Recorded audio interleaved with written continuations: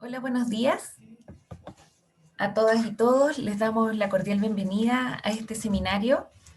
Eh, este seminario organizado por el Departamento de Ciclo Vital de la División de Prevención, de Prevención y Control de Enfermedades.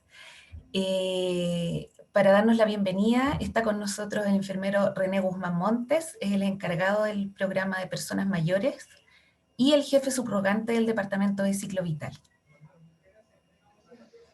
Hola a todos, muy buenos días. ¿Se escucha bien? Sí, perfecto, gracias Lore.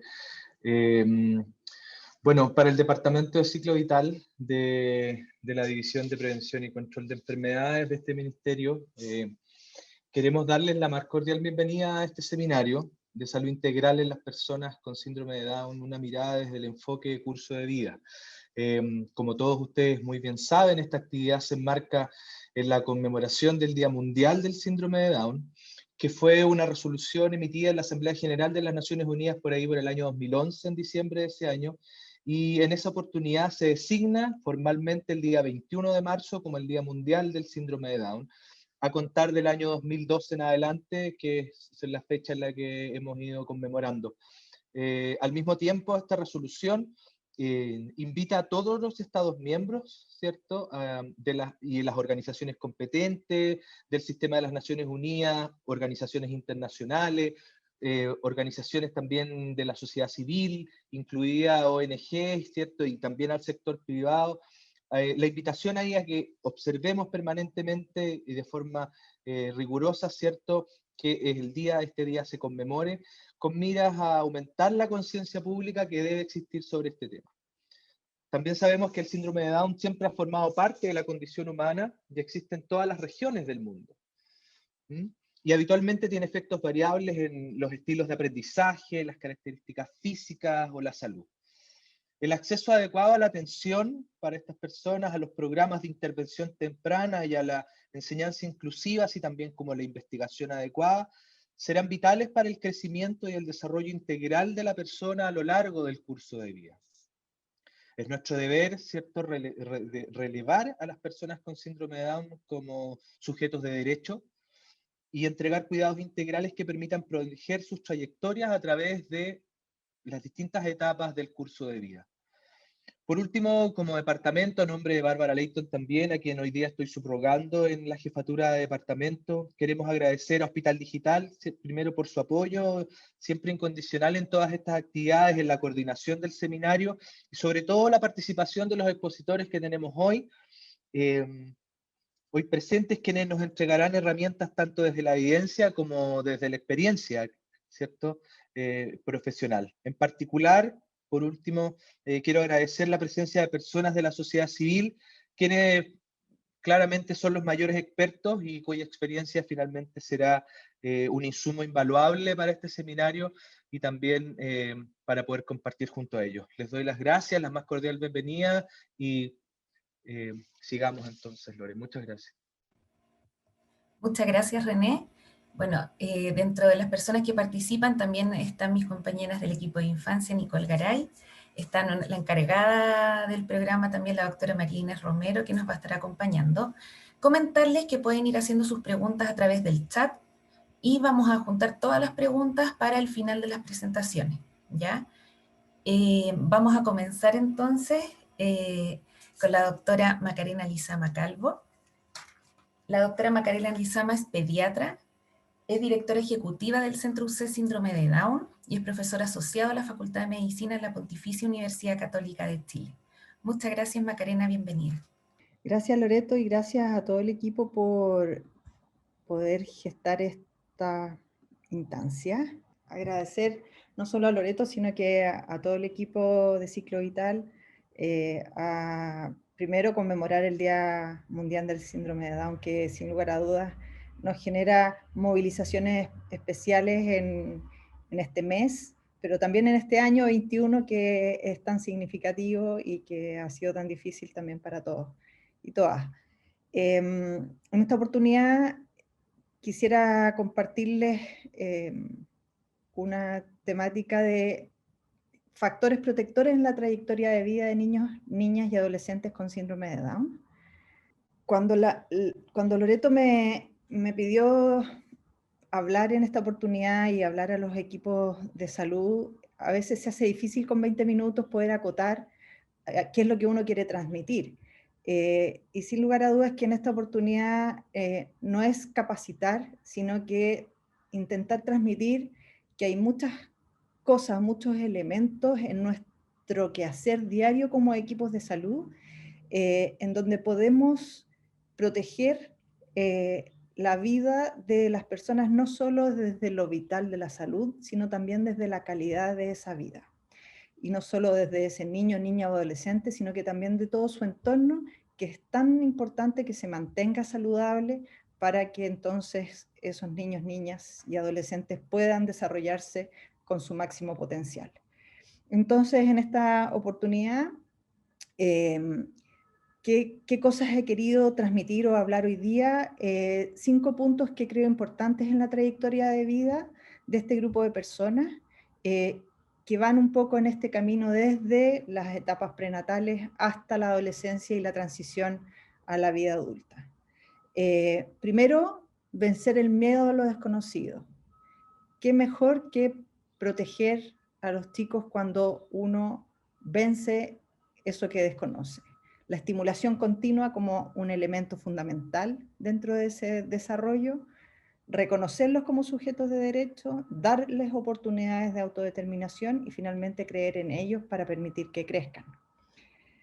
Primero les comentaba esto de qué factor protector en la trayectoria podemos encontrar, es el vencer el miedo a lo desconocido. Cuando uno se encuentra con familias nuevas, familias que esperan un hijo o hija con síndrome de Down, o que han tenido recientemente la experiencia del diagnóstico de sus hijos, el miedo a lo desconocido paraliza. El miedo a lo desconocido genera mucha incertidumbre de qué es lo que va a pasar en el plazo cercano o a largo plazo, y genera mucha ansiedad, genera que se perpetúen ciertos prejuicios, porque hay cosas que, por supuesto, que hay familias que nunca se han expuesto a esa situación. Hay mucho miedo a la palabra discapacidad, mucho miedo a que la palabra discapacidad nos determine.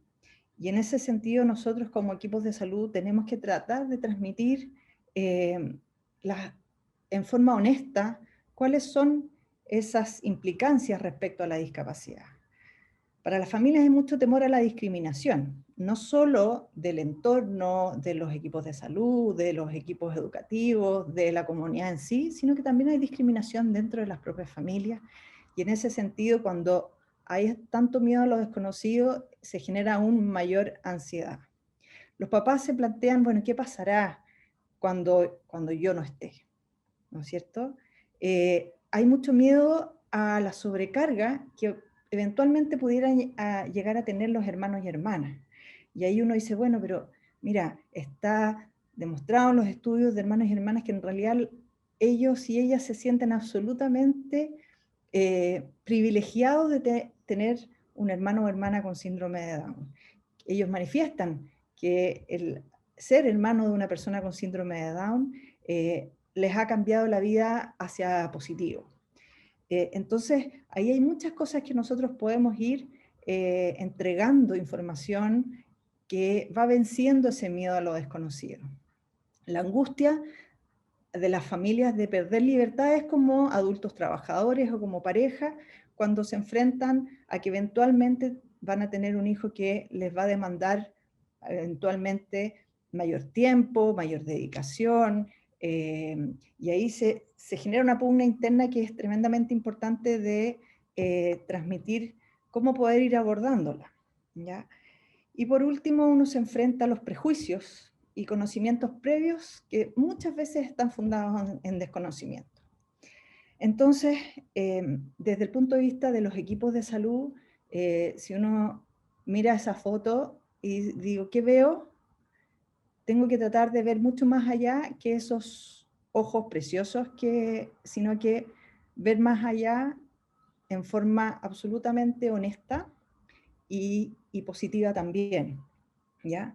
Es importante transmitir información que sea lo más actualizada posible. nos pasa muchas veces sin desconocer lo actualizado que pueden estar los equipos obstétricos, que ellos no están tan vinculados con las personas con síndrome de Down y su trayectoria de vida, entonces a veces plantean que típicas frases como medias clichés, que lo único que hacen es perpetuar ciertos mitos, como va a ser un niño para toda la vida, es un angelito, y bueno, todas las otras términos que hemos trabajado por tantos años, tratar de dejar de usar, ¿no es cierto?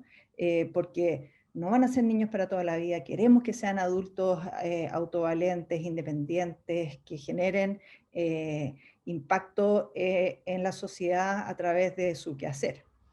Y desde entonces los equipos de salud es fundamental que partamos por una entrega adecuada de la noticia del diagnóstico, ¿no es cierto?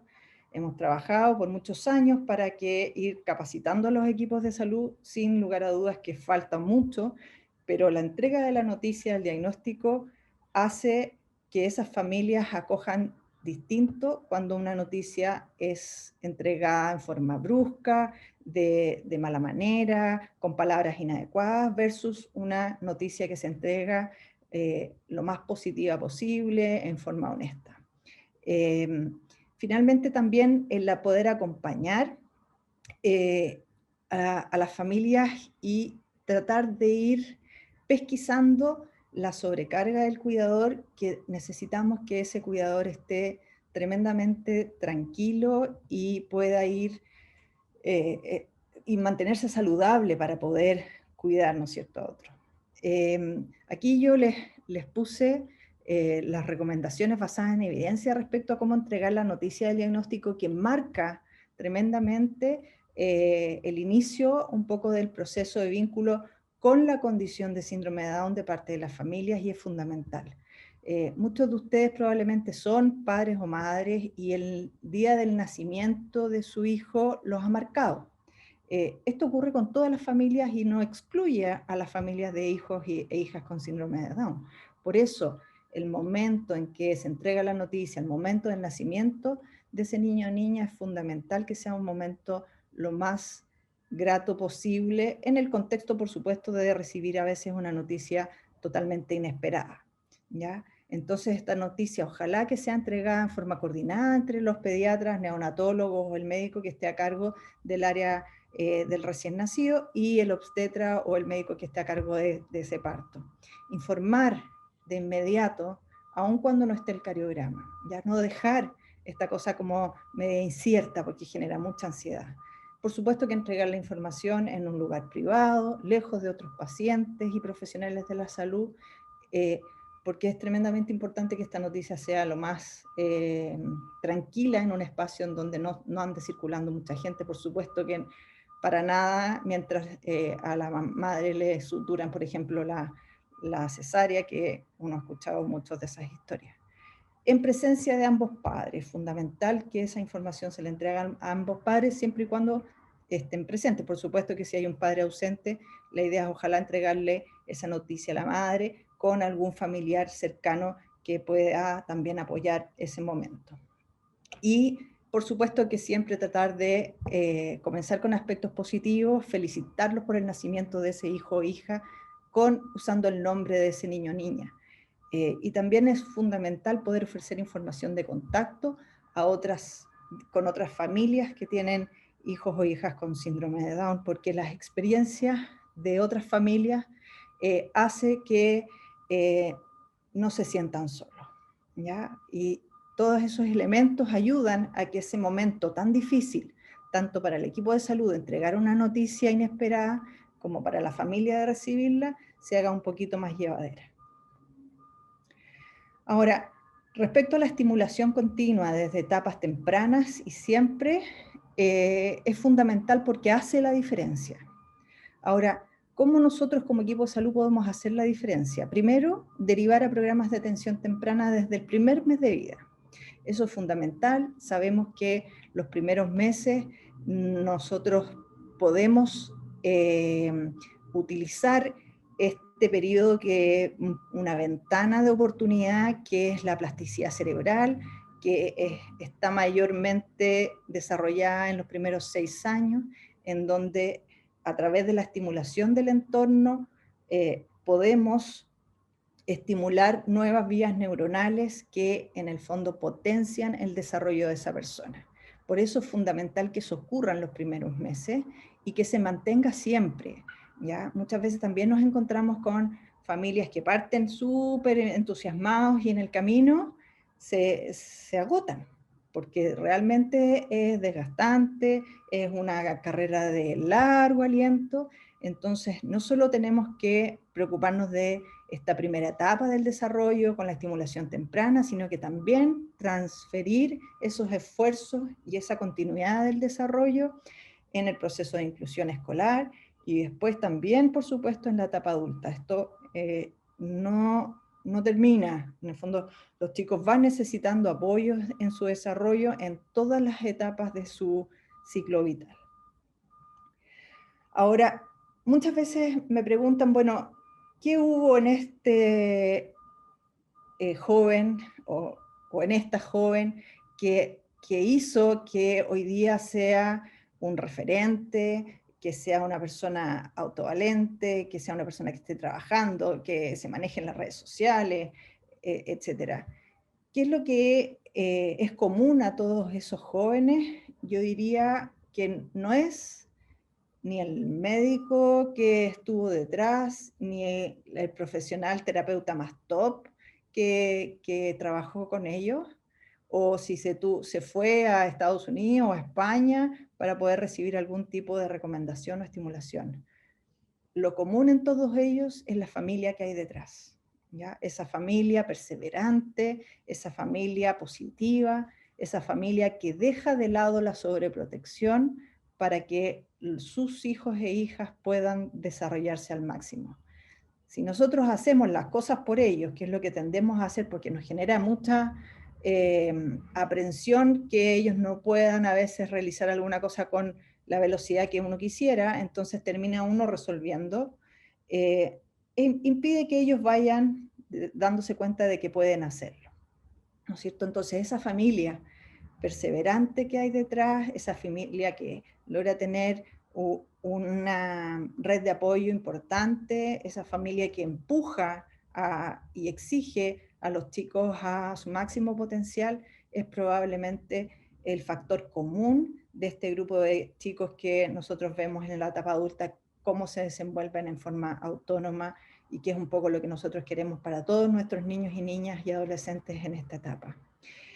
No es fácil porque esta, como les decía, es una carrera de largo aliento y en ese sentido nosotros como equipos de salud estamos llamados a estar muy presentes, ser ojalá muy partner de las familias en empujarlos, en tratar de resolver a veces las dificultades que este camino implica y también estar muy alertas a la sobrecarga del cuidador porque hay familias que en el camino se van fundiendo.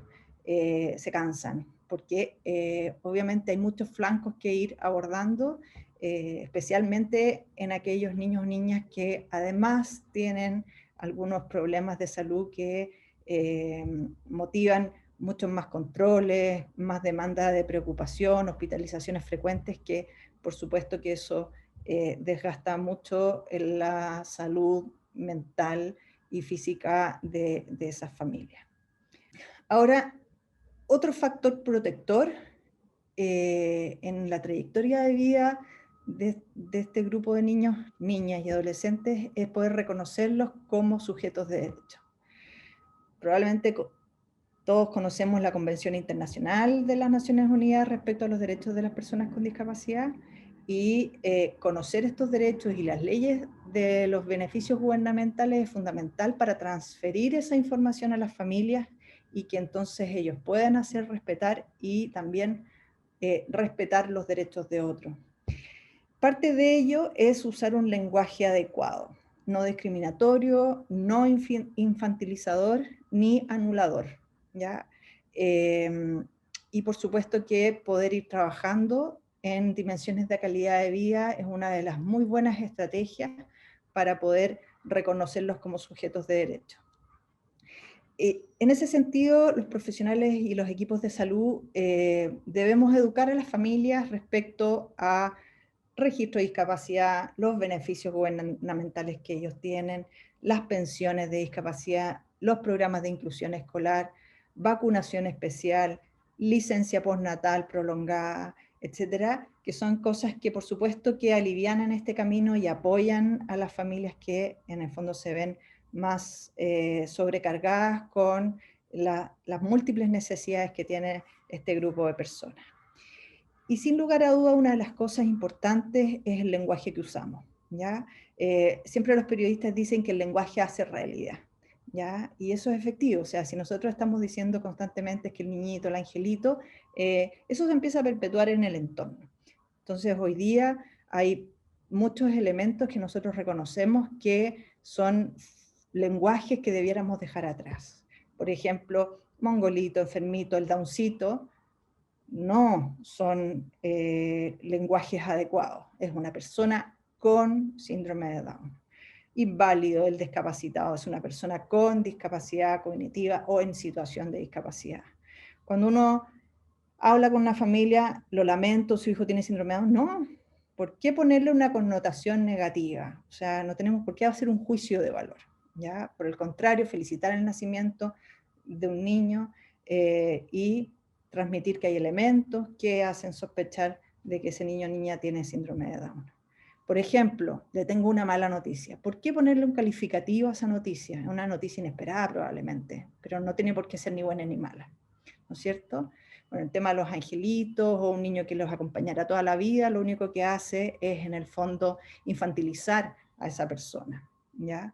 O también transmitir de que no podrá hacer esto, no podrá hacer esto otro. La verdad es que nadie lo sabe, ¿no es cierto? Nadie sabe en forma precoz si va a poder o no va a poder hacer una u otra cosa, y ahí yo lo llamo a transmitir, por el contrario, ser positivo en decir, bueno, ojalá pueda ir haciendo todas las cosas que se proponga en el ritmo que cada persona tiene y que va a necesitar apoyo para poder lograrlo.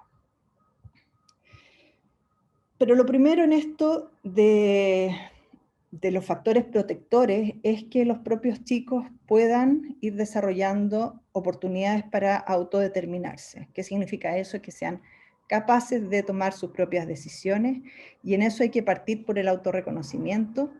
Quiero mostrarles un video cortito. Ella es Catalina, está en el grupo de jóvenes del programa de etapa adulta de nuestro centro, en que la tarea de ese día era poder explicar qué es lo que se sienten ellas, en este caso, que son chicas, respecto a su condición de síndrome de Down. ¿Qué es el síndrome de Down para mí?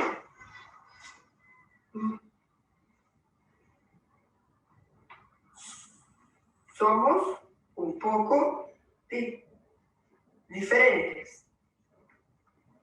Nos cuesta más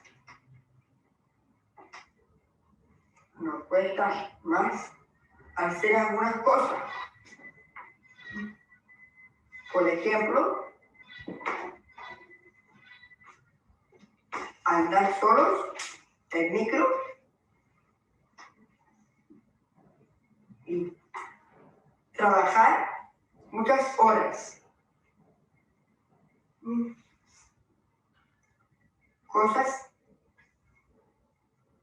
fáciles para mí. Bailar, escribir, pintar, mandalas, andar en metro, pero me falta fijarme más en las salidas. Entonces es fundamental poder creer en ellos y ellas y permitir que crezcan. Ya no son niños o niñas, sino que son jóvenes o adolescentes, y tratarlos como tal. Tenemos que dirigirnos hacia ellos y ellas para que ellos nos manifiesten sobre lo que les pasa, sobre su salud. No tenemos por qué dirigirnos a los papás si es que ellos pueden manifestar y contarnos un poco qué es lo que les está pasando en esa atención de salud. Debemos, ojalá, siempre respetar sus decisiones y promover el autocuidado en salud, Y lo más importante es la transición a la vida adulta, esa transición a los cuidados de salud del adulto es fundamental, que no se queden pegados en el área pediátrica, porque sin lugar a dudas eso también transmite el respeto de reconocer que ellos pasan a ser adolescentes y adultos capaces de ir cuidando su propia salud. Para finalizar y como conclusiones, los profesionales de la salud tenemos un rol activo y muchas veces determinante en la calidad de vida de las personas con síndrome de Down y sus familias.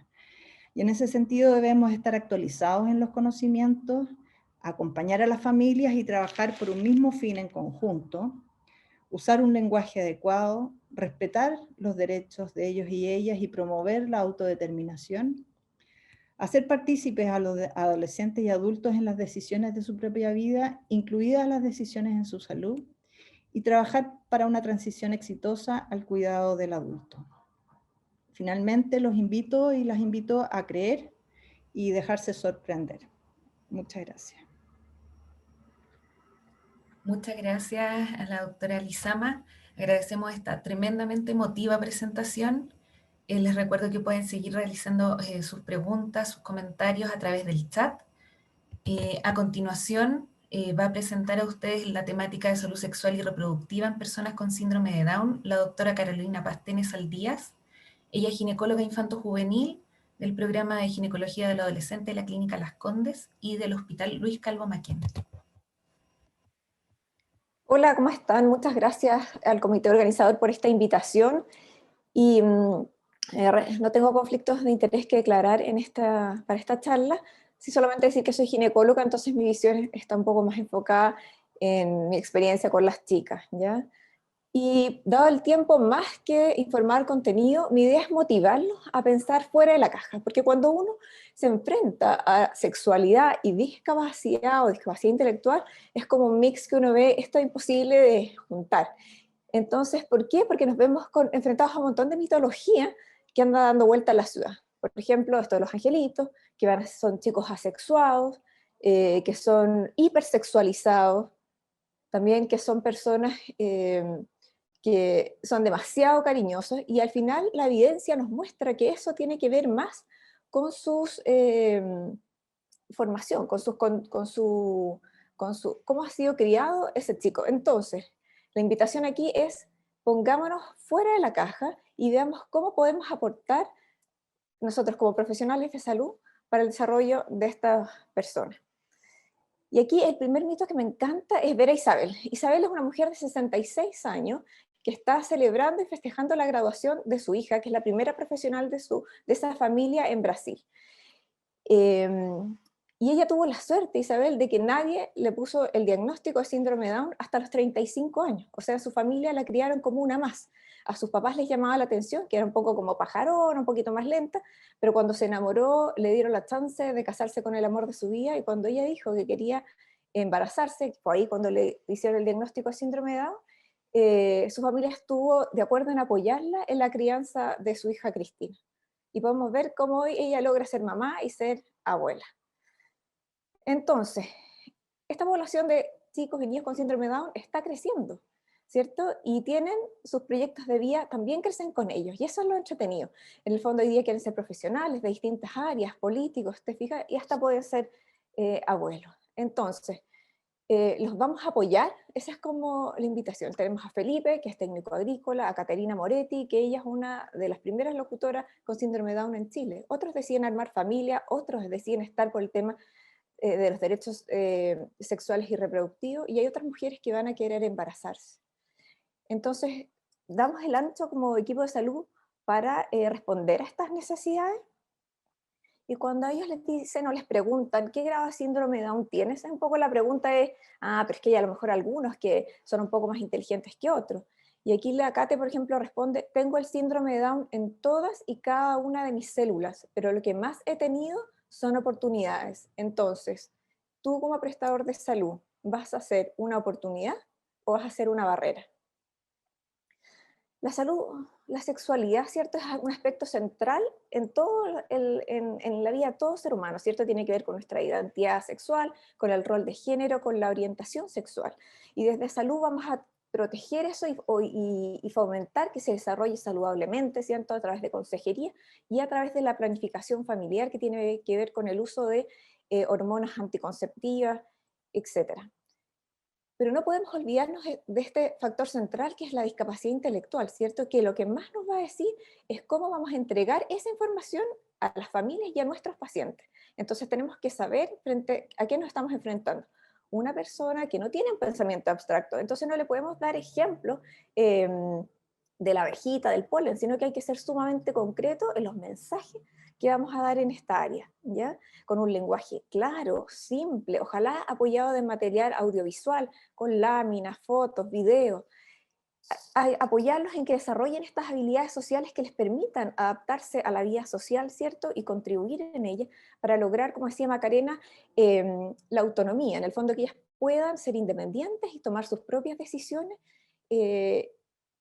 y así cuando uno es autónomo es menos vulnerable al abuso. Lamentablemente las personas con discapacidad intelectual son víctimas 4 veces más que la población general de violencia sexual, y la mitad de los adultos ha tenido al menos 10 episodios de abuso. Entonces, fomentar esta autonomía y eso, comentarles a los papás tempranamente de esta realidad, es un gran motor para que ellos fomenten esta independencia a sus niños y que hacerlos entes que puedan tomar decisiones saludables.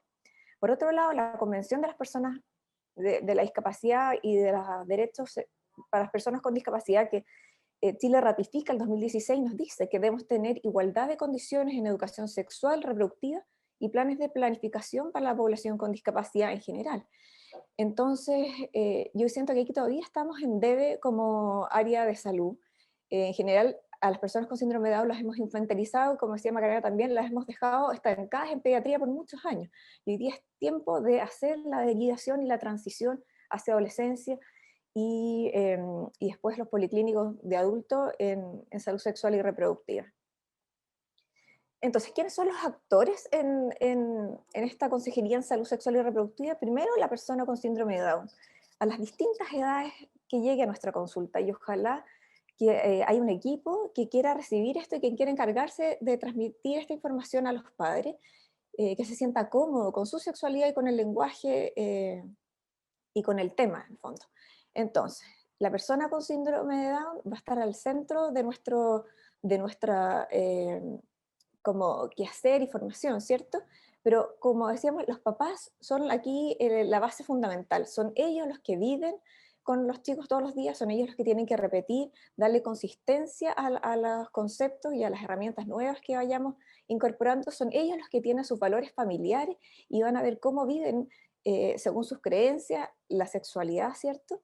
Y nos tienen a nosotros. Entonces, el ideal es como que este triángulo vaya trabajando unido y ojalá progresivamente acompañando a estas familias en el contexto de que tenemos una sociedad que marcha por la vía hasta por el aborto, en el fondo. Entonces, ¿cuándo iniciar esta conversación? Yo siempre les digo a los papás, a tiempo y a destiempo, y nunca es tarde para empezarlo. Uno siempre está comunicando, entonces tenemos que estar preparados. Si nos preguntan de dónde nacen los niños o de dónde vienen, en el fondo, si un papá pone cara de preocupación, de lo que sea, eso ya está comunicando a su hijo que es un drama, que por ahí mejor no meterse. Entonces, como adelantar, anticipar.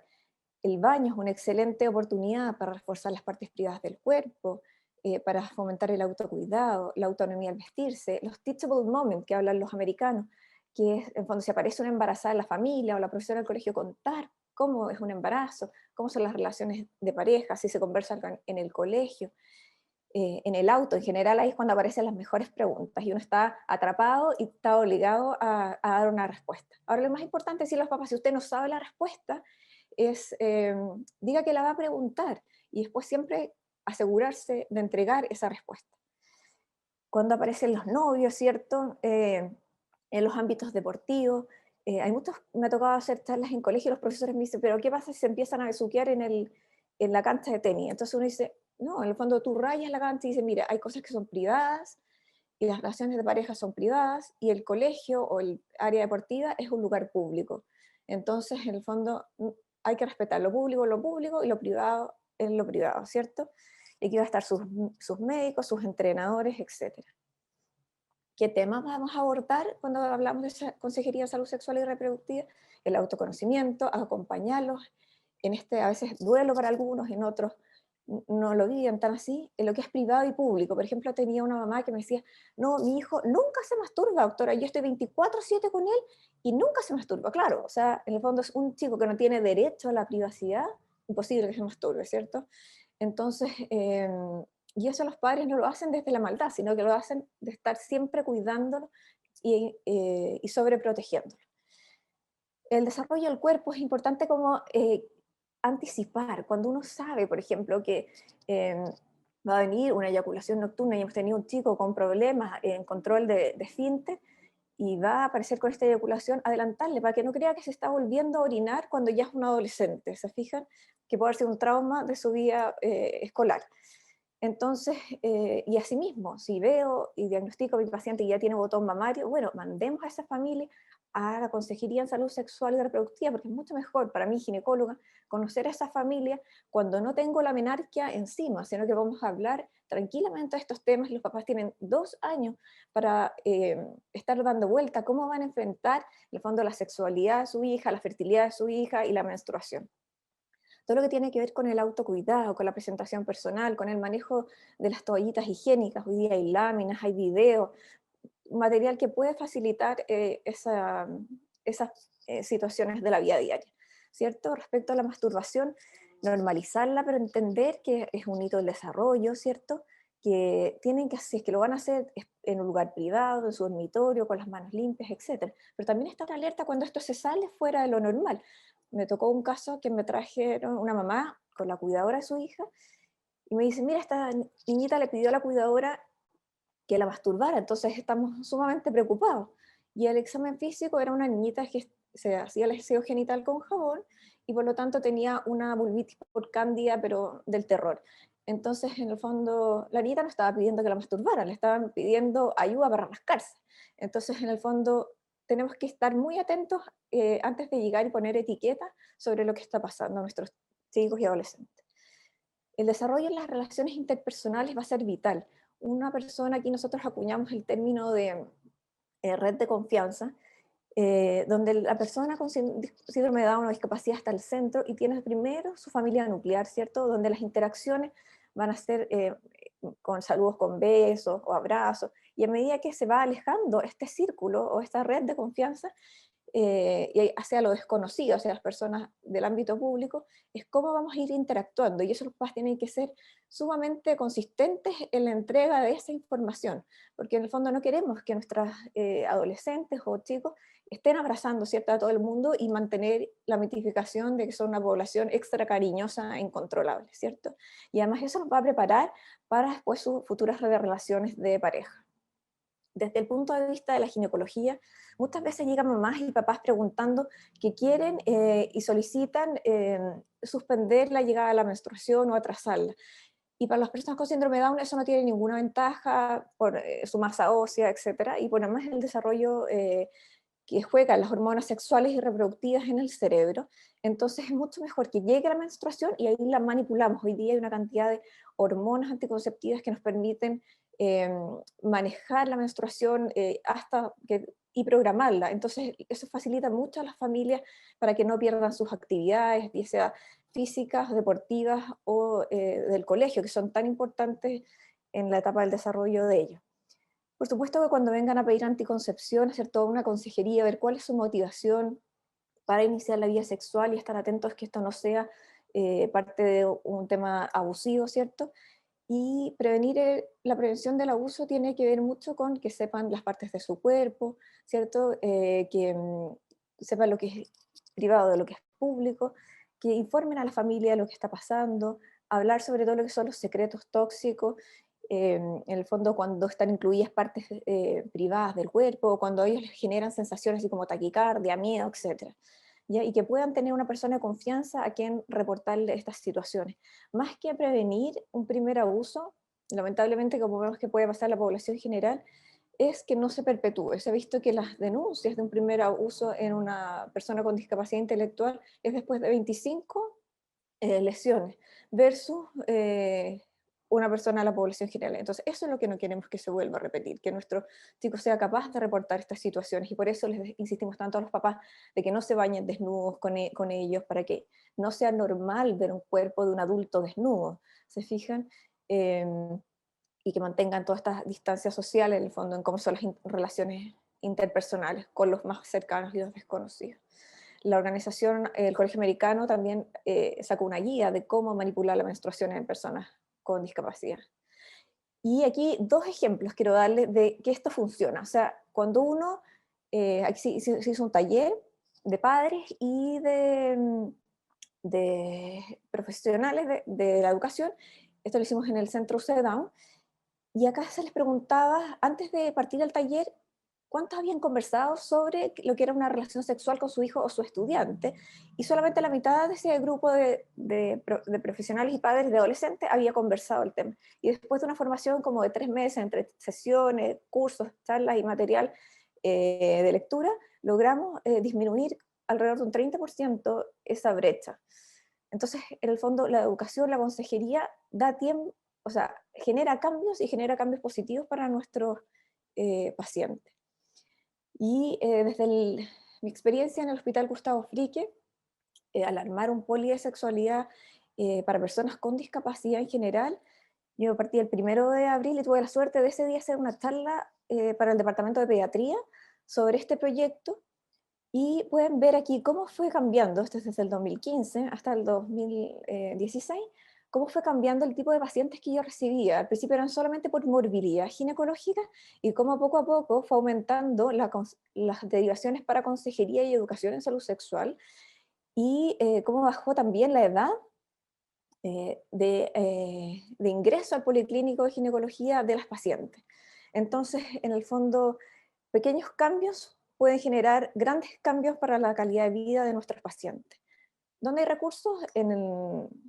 Para los pacientes, en el Centro UC, ¿cierto? Están los manuales de educación sexual que desarrollamos. Ahí la Terry Covenhoe, para los que quieran leer más y profundizar, es como la gurú.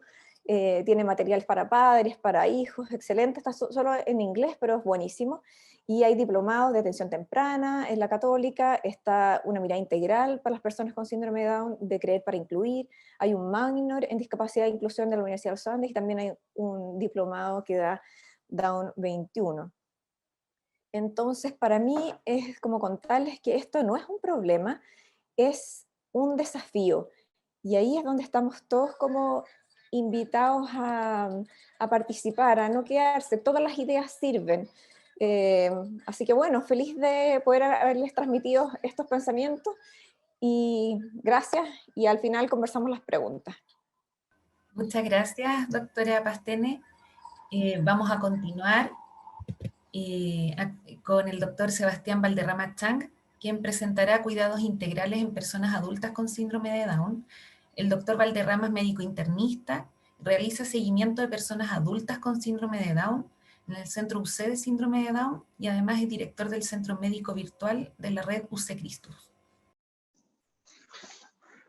Muchas gracias, Loreto, y muchas gracias al comité organizador. Qué gusto estar acá este día viernes, compartiendo con muchos amigos, conocidas, y sobre todo en esta conmemoración. Así que, como decía la doctora Elizama y la doctora Pastene, yo efectivamente soy internista de adultos, y llegué a esto invitado por ella, así que siempre un gusto compartir esta experiencia y estas sesiones. Y un poco lo que vamos a revisar brevemente, y más que transmitir grandes conocimientos, más bien que se queden con generalidades. Como hemos hablado, hoy cada vez es más frecuente que los médicos de adultos veamos a personas con síndrome de Down. Esto ya dejó de ser algo pediátrico, dejó de ser del mundo infanto-juvenil, y con la expectativa de vida de 60 años es cada vez más probable que seamos nosotros, los médicos adultos, quienes veamos más a estos pacientes. Vamos a ver un poco cuáles son las particularidades de la atención de las personas con síndrome de Down, qué problemas de salud frecuentes y actualizaciones, las recomendaciones de salud y de supervisión de personas con síndrome de Down. Siempre me gusta contar este pequeño caso clínico que justo coincidió casi el día después en que la doctora Lizama nos había convocado a varios médicos de adultos a trabajar esto en conjunto, y esto ocurrió en una lugar donde trabajamos acá en la Universidad Católica, que nos llevó a la urgencia un hombre de 21 años, que era bastante sano, salvo un par de cuadros respiratorios, y que nos consultó por cuadros de 2-3 días, la verdad, evolución de mucha irritabilidad, llegó mal genio, la verdad, casi agresivo y muy obsesivo. La familia describía que en los últimos meses había estado como obsesionado con el deporte, obsesionado con la dieta, obsesionado con la actividad física, pero no les había llamado tanto la atención y fue más bien este cambio más abrupto en el último día y medio, en que motivó que desde el colegio incitaran a los familiares a consultar. Llegó a la urgencia y obviamente fue evaluado por médicos de adulto, por la edad, y fue evaluado por neurología y básicamente por este cambio conductual. Llegó además con un poco de temperatura. Se pensó que podría tener un cuadro de encefalitis, un cuadro infeccioso. Se le realizaron un montón de exámenes y me acuerdo perfecto que estábamos a punto de hacer la punción lumbar, que es parte del estudio que se hace en pacientes con encefalitis o con cambios conductuales agudos, cuando nos llega esa TSH suprimida. Y posteriormente llegan anticuerpos positivos, es decir, el paciente tenía un Graves, que es algo más frecuente en las personas con síndrome de Down que en la población en general, y tratándole el Graves, el paciente volvió a su estado normal. Entonces, un poco esto refleja que efectivamente es importante conocer al menos los médicos de adultos cómo es la atención de las personas con síndrome de Down. Solamente comentar que hoy día la expectativa de vida es de 60 años, y como decía la doctora Pastén, esto probablemente vaya solamente avanzando en el tiempo. Y en general, si bien muchas cosas tienen condiciones de salud parecidas a la población en general, tienen distinta prevalencia que la población en general a muchas condiciones de salud. Efectivamente, al igual que con muchas pacientes y personas con discapacidad, existen barreras comunicacionales, el aprendizaje es distinto, son pacientes que aprenden bastante más por la interacción visual más que auditiva, y sin lugar a duda hay una compleja interacción físico, mental, social y familiar que a uno lo desafían bastante a enfrentarse a esta población de pacientes. De más está decir que cada vez más y con mucho orgullo vemos a pacientes y personas cada vez más autovalentes, cada vez más pacientes que llegan solos a la consulta, cada vez pacientes que son más autónomos, cada vez más pacientes que se interactúan directo con el equipo de salud, y sin lugar a dudas eso también es un desafío para uno de cómo un poco enfrentarse a esas distintas situaciones. De manera muy relevante, estaba viendo justo en el chat ahí, alguien que escribía desde La Serena, efectivamente, y todavía, y esto no ocurre solamente en síndrome de Down, yo creo que ocurre en toda la medicina, hay una gran diversidad en los cuidados a lo largo del país.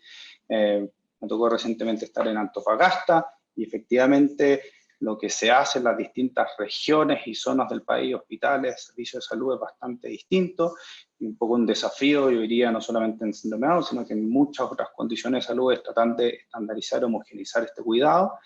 Y sin lugar a dudas, esto también es un desafío para los médicos de adultos porque ha habido bastantes avances en políticas públicas, políticas de inclusión, vacunaciones diferenciadas y que nos obligan a estar siempre muy atentos a los cambios en las recomendaciones que se van generando. ¿Cómo se presentan las personas adultas con síndrome de Down? En general, las grandes generalidades de la presentación clínica es que tienden a tener mayor tolerancia al dolor, y eso es un problema. Uno dice, pucha, que bueno, no, es un problema, porque en general tendemos a ver consultas tardías. Hemos visto pacientes con fracturas que están semanas en su casa. Me acuerdo perfecto un paciente con apendicitis, que en el fondo estuvo una semana en su casa. Entonces, recordar que el dolor es un mecanismo de protección, y que claramente el no tener o el tener menos o sentir menos dolor es un problema. Tienden o pueden hablar solos, soliloquios, y es algo que es bastante normal, y en general también hemos tenido alguna dificultad con médicos de adultos en que tienden a confundir esto con patologías del área de la salud mental o psiquiátrica, siendo que es algo que es bastante normal. Hay una compleja interacción entre el estado físico, el área biológica, el área social, el área mental y espiritual. Como conversamos, la memoria visual es bastante mejor que la memoria auditiva, el aprendizaje tiende a ser mucho más visual, y es por eso que es necesario prepararse para atender a este grupo de pacientes.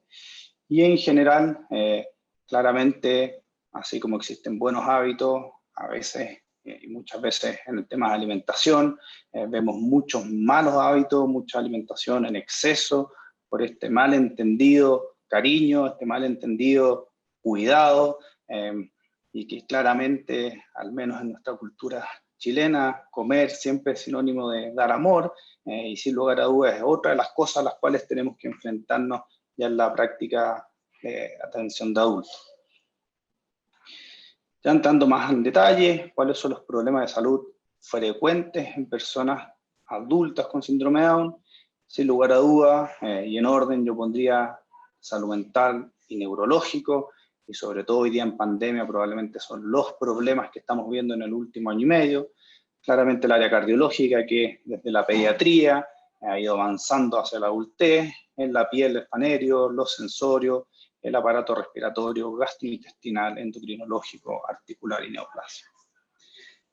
Solamente recalcar que esta pandemia ha sido un tremendo desafío, tanto por la presentación clínica, cambios conductuales que hemos visto en nuestros pacientes, como por la dificultad en el acceso, sin lugar a dudas, en épocas de cuarentena más estricta, y lamentablemente estamos volviendo a lo mismo. Ha sido bastante difícil poder acceder a evaluar, conversar, mirar a los pacientes y tratar de llegar a buenos diagnósticos. De manera muy rápida, vamos a revisar en el área de salud mental, probablemente trastornos del ánimo, trastornos de ansiedad, trastornos de estrés postraumático, fobias, delirio, psicosis y catatonía.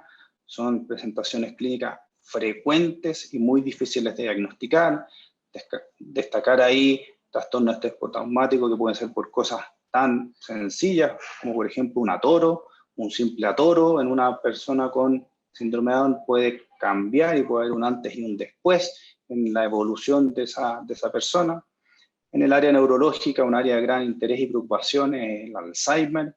Efectivamente, las personas con síndrome de Down tienen más riesgo de desarrollar Alzheimer. Afortunadamente no es absoluto, no es que todos los pacientes y todas las personas vayan a hacer Alzheimer como todavía algunas personas plantean, y lo único que se recomienda es estar atento a los cambios y fluctuaciones para hacer una detección precoz.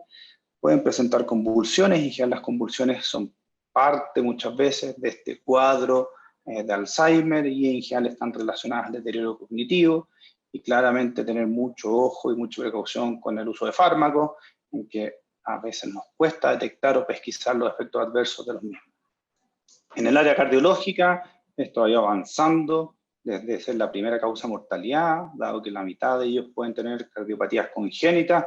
Hoy día, desde la ley Auge, todas las pacientes o la gran mayoría de los pacientes se operan, y en general lo que nosotros estamos viendo es una creciente población de personas con cardiopatías congénitas corregidas que llegan a la adultez y se enfrentan a complicaciones médicas, se enfrentan a polifarmacia, se enfrentan a procedimientos. Y es por eso que la recomendación es estar muy atento a esto, hacer un seguimiento en el adulto, prevenir complicaciones, recordar siempre que la endocarditis sigue existiendo, y sobre todo si uno tiene una cardiopatía congénita operada, el riesgo de endocarditis más alto, claramente pueden presentar arritmia y claramente pueden presentar insuficiencia cardíaca. Del punto de vista gastrointestinal, solamente destacar el reflujo. El reflujo es muy frecuente y es difícil de diagnosticar, puede tener presentaciones bastante atípicas, desde baja de peso, desde miedo a comer, desde alteraciones del hábito y la alimentación, y claramente es algo que uno tiene que estar muy atento. La enfermedad celíaca también es otra condición inmunológica bastante frecuente en ellos, hasta un 10% de la población adulta puede llegar a presentarla, y el hígado graso y la colelitiasa. Pero ahí, sin lugar a dudas, de la parte cardiológica, destacar el seguimiento de las cardiopatías congénitas, sobre todo corregidas, y en el área gastrointestinal, reflujo y enfermedad celíaca.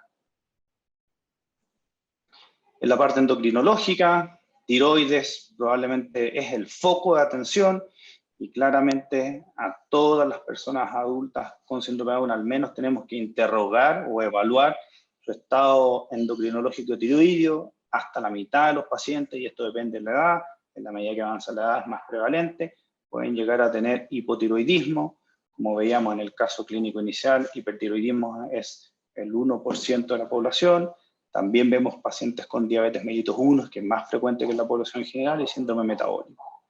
Y en el área osteoarticular, artrosis, osteoporosis, y una entidad que se llama condrocalcinosis, que es pseudogota, en fondo es un tipo de artritis que es bastante frecuente, en general tienden a tener de manera infrecuente artritis inmunológica, y los cuadros de artritis que en general hemos visto es más bien por cristales de condrocalcinosis.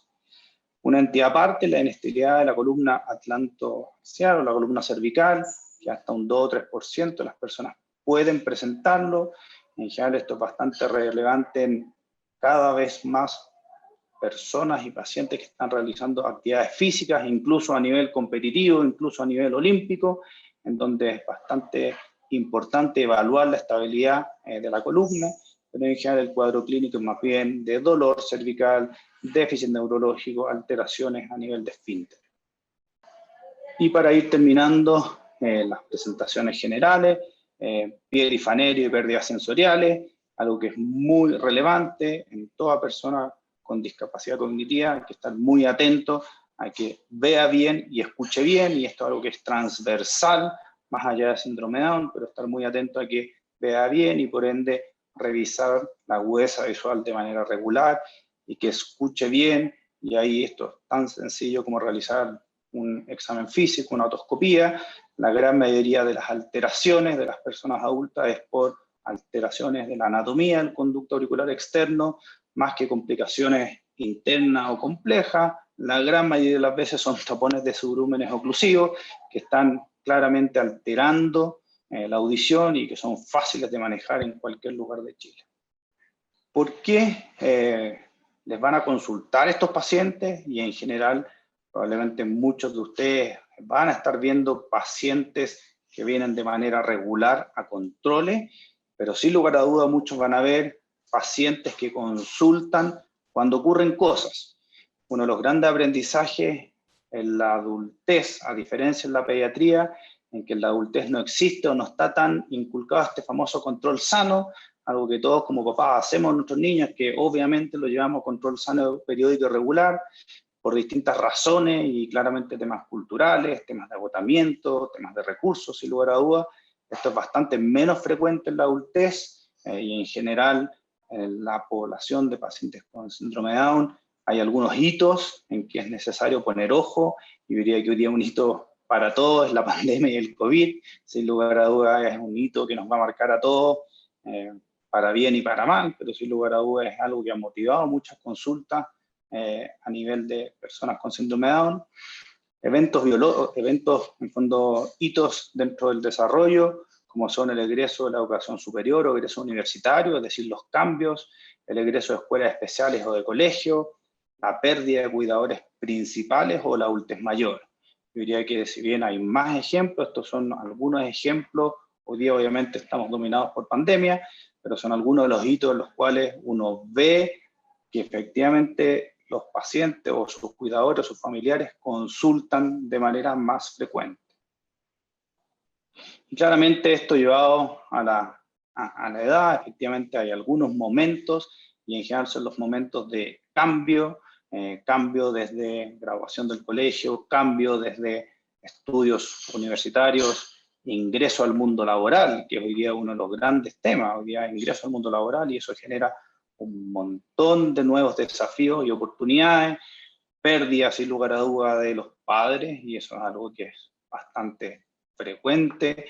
Recuerden que hoy día nuestros pacientes viven hasta los 60 años, entonces es bastante frecuente que nos toque ver hermanos que no estaban a cargo del cuidado directo y que se acercan a servicios de salud cuando fallece el cuidador principal, padre o madre, y ellos un poco asumen este cuidado. ¿Y cuáles son los motivos específicos? Fundamentalmente mala memoria, fundamentalmente pérdida de funcionalidad, desorientación, trastornos del sueño, disminución del lenguaje, cambios en la conducta, automatismo o convulsiones. Yo diría que ahí lo más relevante son los cambios. Muchas veces los familiares o el mismo paciente no son capaces de describir bien qué le está pasando, pero cualquier mínimo cambio es necesario evaluarlo, porque la clínica es muy variable, la clínica es poco específica, entonces yo les diría, cualquier cambio que note el propio paciente o su entorno o su familia, es necesario evaluarlo. Y ahí yo diría que el mensaje quizás más relevante de esta presentación, que estos cambios no son por el síndrome de Down, no son normales, no son esperables, sino que en general traducen algo. Y traducen algo en las tres grandes esferas, biológica, psicosocial, espiritual, ambiental, y que nos obligan a estudiar desde el punto de vista clínico, evaluar los hitos del desarrollo social en los que está, ver si ha habido algún accidente, y un accidente puede ser algo, por ejemplo, como algún susto, algún accidente o algún problema específico, puntual, ver bien cómo está la relación familiar y los componentes de la familia, los amigos y sus cuidadores. Y por último, solamente invitarlos a revisar, a aquellos que les toque ver personas adultas con síndrome de Down, una actualización reciente que son recomendaciones de cuidado para personas adultas. Diría que lo más destacable es que si bien ha habido mucha información, esta es una publicación que salió en una de las revistas clínicas y médicas más importantes del mundo, como es el JAMA, y a fines del año pasado se juntó un equipo de trabajo y lo que hizo fue revisar la mejor evidencia para el cuidado de personas adultas con síndrome de Down, y si bien no es la idea revisarla en detalle, solamente mostrarles el formato en el cual ellos se hacen una serie de preguntas clínicas que todas las que vemos pacientes adultos tenemos a cada rato, y que buscan fundamentalmente ver cómo enfrentarse a cambios de conducta, cómo enfrentarse a alteraciones del día a día, cómo enfrentarse a pacientes en que uno sospecha que pueden estar iniciando un deterioro cognitivo, y en relación a eso nos dan una recomendación. Solamente de manera muy somera nos dicen que en el área de la diabetes, desde los 30 años y cada 3 años uno debe revisar. En el área cardiovascular, sí es recomendable usar estatinas según el riesgo cardiovascular. Obviamente en el área vascular también evaluar la prevención de accidente vascular, y sobre todo estar muy atento en pacientes con cardiopatías congénitas operadas, el riesgo de accidentes vasculares por embolías cardíacas. Revisar en cada control el índice de masa corporal, evaluar la inestabilidad transaxial de manera clínica y solamente pedir imágenes en caso de duda. Desde el punto de vista de osteoporosis, tener muy en cuenta que nuestros pacientes se pueden fracturar y en general responde a causas secundarias de osteoporosis que es necesario estudiar. En el área tiroidea, en cada control de la adultez, es decir, desde los 21 años, anual o cada 2 años, y al menos en cada control hacer una evaluación de síntomas gastrointestinales para estudiar una enfermedad celíaca. Muchas gracias. Agradecemos al doctor Valderrama su excelente presentación. A continuación vamos a tener 2 presentaciones de personas de la sociedad civil. Primero va a presentar Catalina Correa. Catalina es enfermera, es mamá de Amalia, Clara y Max. Max, quien tiene síndrome de Down, y es coordinadora del programa de bienvenida en la Fundación Down Up. Muchas gracias, Loreto. Es un honor estar en este seminario y compartir con todos los que han sido mis gurús a lo largo de mi camino y mi trabajo como enfermera, y que finalmente terminó con mi diploma de graduación, como digo yo, que se llama Max. Él es el tercero de mis 3 hijos, como dijo la Lore, y cuando me pidieron hacer esta presentación desde la maternidad, no desde la enfermería, que es lo que llevo más años, dije, chuta, ¿cómo lo hago? Y me puse a revisar todas las fotos de Max, desde que lo tenía en la guata hasta que el día de hoy. Y creo que lo primero es pensar qué es lo que uno quiere para sus hijos. Lo primero es que sean felices, que sean respetados, que sean visibilizados, que sean incluidos en la sociedad, que tengan derechos y deberes, igual como lo han dicho varias veces en las presentaciones, y en resumen, que sea uno más, asumiendo sus diferencias y sus similitudes con el resto de los niños. Max este año entró al jardín y ha sido una experiencia preciosa, y porque lo han tratado como uno más. Aquí se repitió, bueno, hay varios temas que se me repitieron un poco con la doctora Lizama, probablemente porque trabajamos 10 años juntas, tenemos mucho en común. lo importante que es cómo dan la noticia de que tu hijo que estás esperando o que nació tiene síndrome de Down. No lo voy a repetir porque la doctora Lizama lo dejó súper claro y hay muchas publicaciones al respecto, pero creo que esto para el equipo médico es muy, muy importante tenerlo en cuenta. Y en relación a eso, bueno, cómo es la llegada de un hijo, que siempre es algo maravilloso, y lo importante que es felicitar a la mamá. Independiente de la condición que tenga, es tu hijo, es tu guagua, es tu recién nacido, y si uno ve que el resto de la gente se emociona con esto, uno lo recibe muy bien.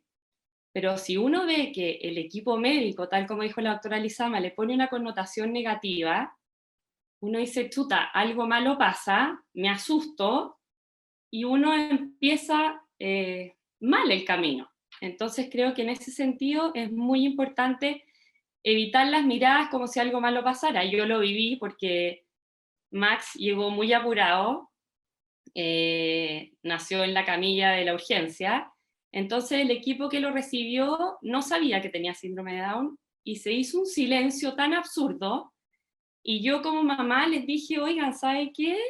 Yo sé que él tiene síndrome de Down, estoy feliz, no pasa nada malo, y nada, o sea, cambiemos la mirada y celebremos que es mi guagua, etc.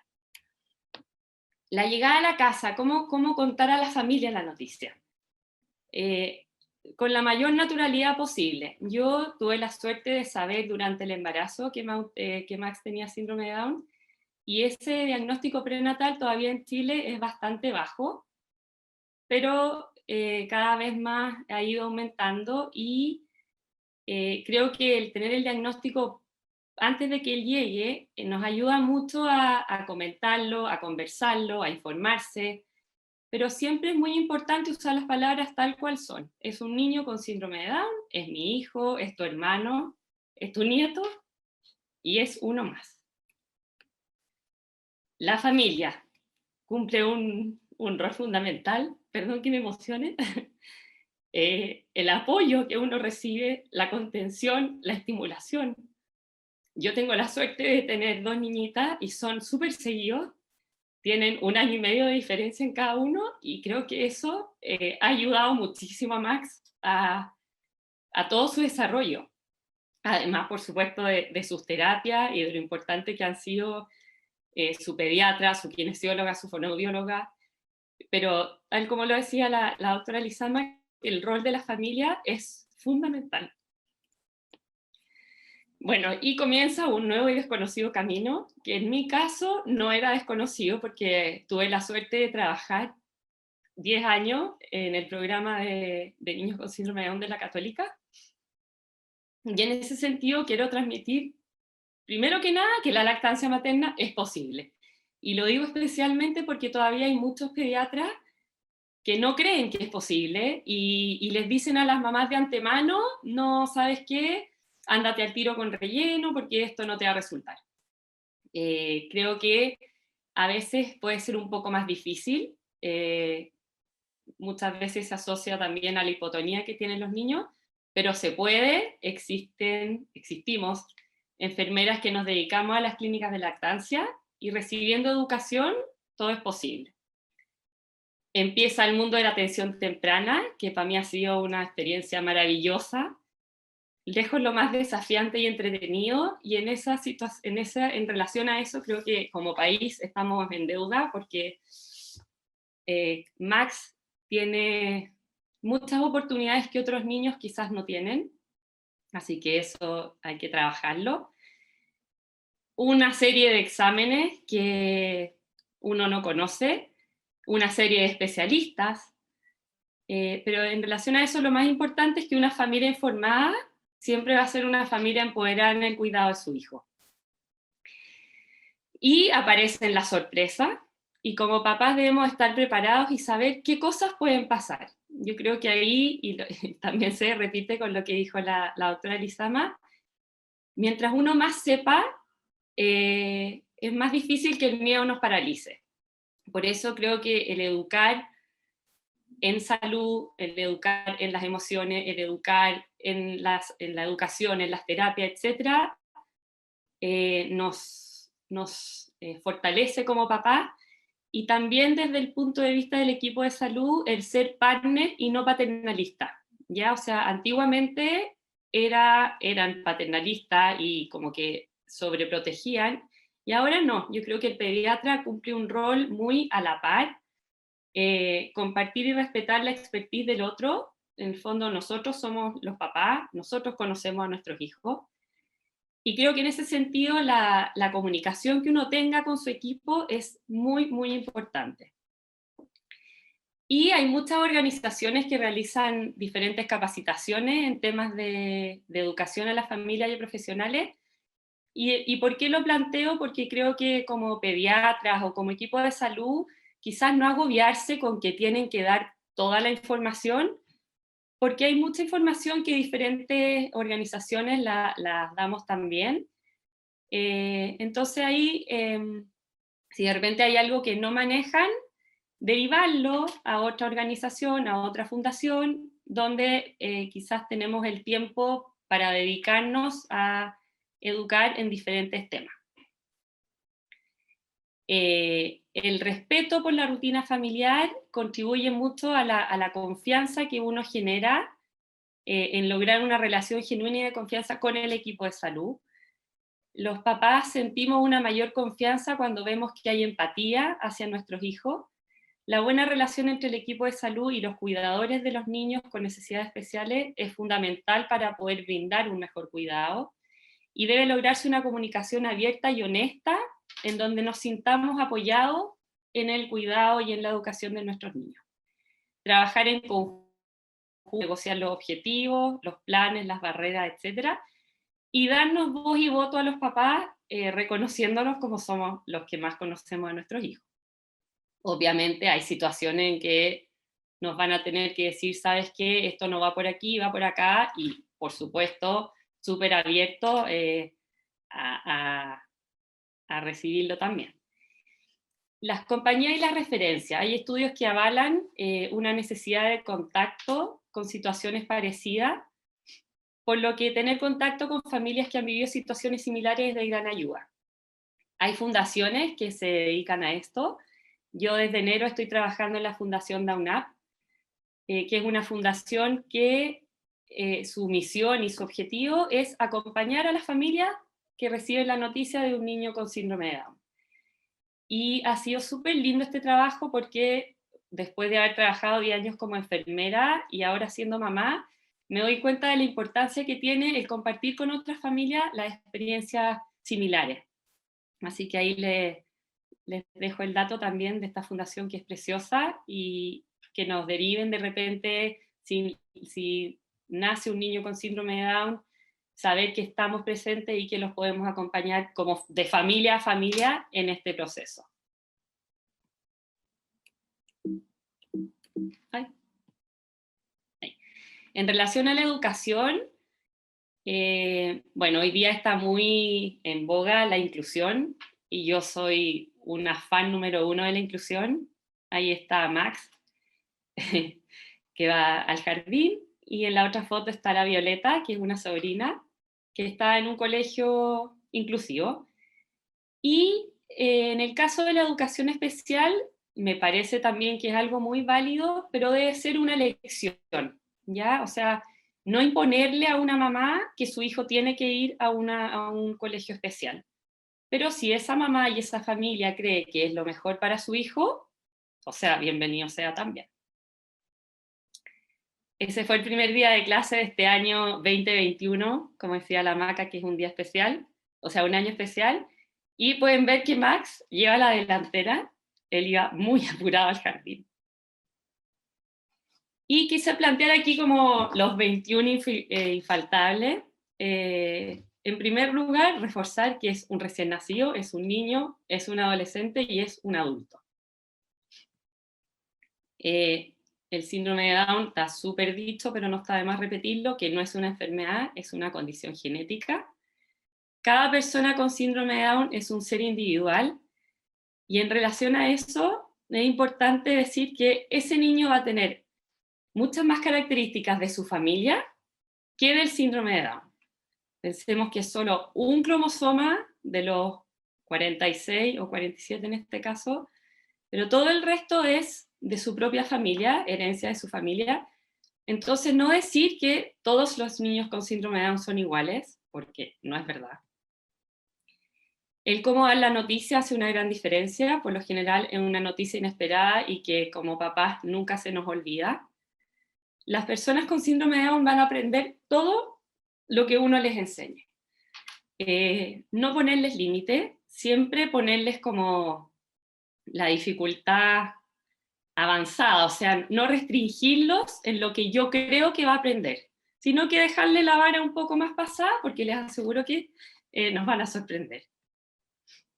Empoderar a la familia en el cuidado de su hijo a través de la capacitación sobre los cuidados de salud, empoderarlo en la toma de decisiones, lograr un trabajo en equipo entre la familia, la salud y las terapias, educar en las emociones, es súper importante, por ejemplo, educar y anticipar en los cambios que pueden presentarse a lo largo de su vida, como muerte de parientes, como cambios de casa, como el nacimiento de un hermano, etc. Educar en los derechos y deberes de las personas con discapacidad, favorecer la interacción entre los pares, dar a conocer centros de atención temprana, colegios con inclusión, estudios superiores, etcétera, según corresponda. Según la edad, y que también lo dijeron, hablarle dirigidamente a ese niño, a ese adolescente o a ese adulto. Aquí también me refiero a lo de ser partner y no paternalista. O sea, si es un niño que ya entiende y que sabe hablar y que se puede expresar, ¿por qué preguntarle a la mamá cómo se llama tu hijo? No, preguntarle a él cómo te llamas. Ofrecer apoyo psicológico a los papás en caso necesario. Confiar en el aprender de los papás, y esto es súper importante porque muchas veces uno cree que los papás no van a ser capaces, o no se la van a poder, o nunca van a reconocer las capacidades de su hijo, porque muchas veces esta es una noticia no bien recibida. Pero la verdad es que por experiencia me he dado cuenta que a pesar de esos papás que más les costó al principio el aceptar la condición de su hijo, a la larga son los más empoderados, los más choros, los más que lo empujan a su independencia, etc. Así que ahí siempre confiar en ellos. Transmitir una visión positiva de las personas con síndrome de Down, que también lo dijeron. Creer en lo que serán capaces de lograr. Ofrecer todas las oportunidades posibles. Y conocer el estilo de aprendizaje de las personas con síndrome de Down para lograr un mejor acceso a la información de manera adecuada. El año pasado hicimos con unas amigas un curso de maestros visuales, que es un curso que se hace en España, que es maravilloso, que da herramientas de cómo enseñar a través de lo visual. Y en relación a eso, hemos ido haciendo talleres. Por ejemplo, bueno, ese acompañamiento que hice yo el año pasado desde yo como mamá, ahora he tenido la oportunidad de poder hacerlo también en la fundación. Educar en relación a la lactancia materna, esto lo hacemos como talleres prenatales o ya con la bobita nacida. Y, por ejemplo, talleres de cuándo y cómo dejar los pañales, y ahí hicimos toda una secuencia en relación como a las etapas de cómo un niño va al baño, etc. Y la verdad es que hemos tenido una respuesta súper buena y nada, creo que, bueno, yo soy mamá, ya lo dije, tuve la suerte de tener un posgrado en síndrome de Down antes que llegara Max, y creo que el educar y el confiar en los papás y en las personas con síndrome de Down es lo más importante. Así que 1.000.000 de gracias, Loreto, y a todo el equipo por dejarme exponer este tema que me apasiona, y yo creo que se nota. Nada, pues y aquí estamos a su disposición para lo que necesiten. Muchas gracias. Muchas gracias, Catalina. Muy emocionante tu presentación. Yo sé que esto de verdad lo transmites con todo el corazón, así que estoy muy agradecida de que puedas acompañarnos hoy día. Vamos a seguir ahora con Carmencita Vial. Carmencita Vial es una persona que no la define su condición de síndrome de Down y que nos va a acompañar, nos va a dar unas palabras hoy día para cerrar esta parte del seminario. Hola, buenos días. Mi nombre es Carmencita y tengo 27 años. Trabajo como asistente de oficina. Les contaré algo de mi historia. Cuando yo nací, mis papis no sabían que tenía síndrome de Down hasta el momento en que el doctor me sacó, momento en que tengo 3 hermanos mayores, 2 mujeres y un hombre. Así mis papás decidieron a darme igual que a los 3 mayores sin diferencia. Crecí en una familia que me aceptó tal como era y me dio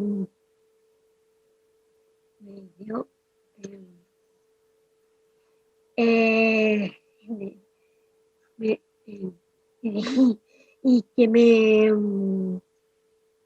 dio las armas y para lograr lo que me propongo.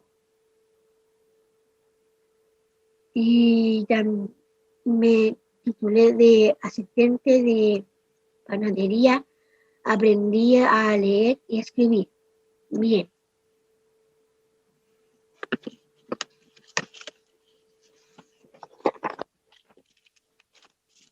Y fui la presentadora de un simposio sobre síndrome de Down.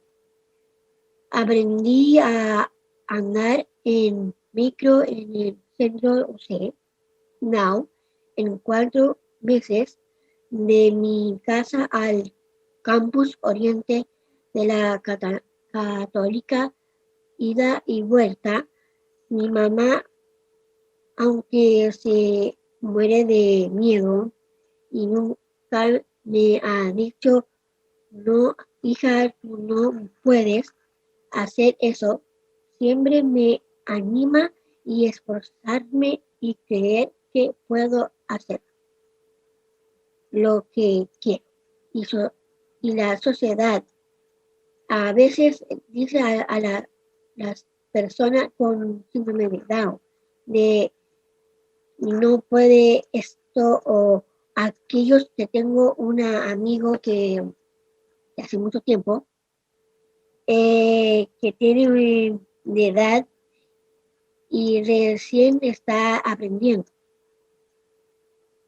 a leer leer en centro de Down, usted, porque la directora del colegio donde iba, cuando pequeño le dijo que su mamá iba que los niños con síndrome de Down nunca aprenden a leer. Eso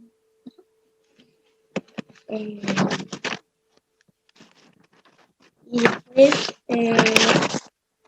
después dicen que mi experiencia de vida, yo soy capaz y tener la condición de síndrome de Down, no me limita las limitaciones y la ponen la sociedad y la familia y los profesionales y son los encargados de aceptarnos como somos, animarnos a lograr lo que nos proponemos y le quiero leer para terminar el mensaje de mi mamá, de mi cumpleaños, que alguien que ha llenado nuestra vida de mi amor, alegría y dulzura. Ella es mi Carmencita, una bella mujer muy valiente, esforzada, independiente, a mil penas, en fin, soy una mamá sosa. Dice, ella me llena de orgullo.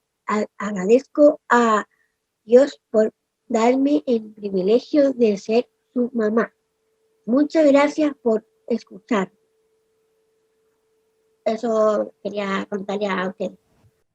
Carmencita, muchas gracias. Realmente emotivo. Realmente se nota que eres una mujer absolutamente capaz, independiente. Qué orgullo debe ser para tu mamá, que yo sé que si pudo se debe haber ingresado ahora y que te debe estar escuchando. Te agradezco tu buena disposición para participar con nosotras hoy. Doctora Romero. Mira, antes de empezar con las preguntas, quiero partir con los últimos comentarios que nos han llegado.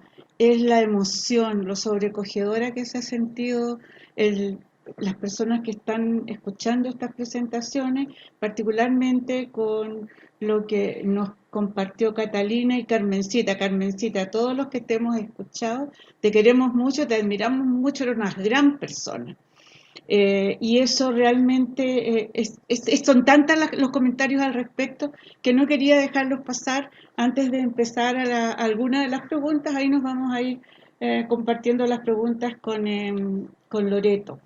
Hay una pregunta para la doctora Macarena Lizama de Ana Olave. Dice, ¿cómo se conforma un equipo de profesionales para la atención de estas personas? Gracias, doctora Romero. Un gusto tenerla aquí de panelista, porque la doctora Romero fue profesora mía hace ya algunos años atrás en la Escuela de Medicina. Respecto a los equipos, yo creo que lo más importante es que sean ojalá equipos multidisciplinarios. Creo que debe partir por una especie de cabecera, director de orquesta, coordinador, de lo que se llama el coordinador clínico que usan los americanos, que puede ser un médico, pediatra, médico de adultos, una enfermera, enfermero, coordinador o un médico de familia, que haga un poquito de cabecera y de coordinación.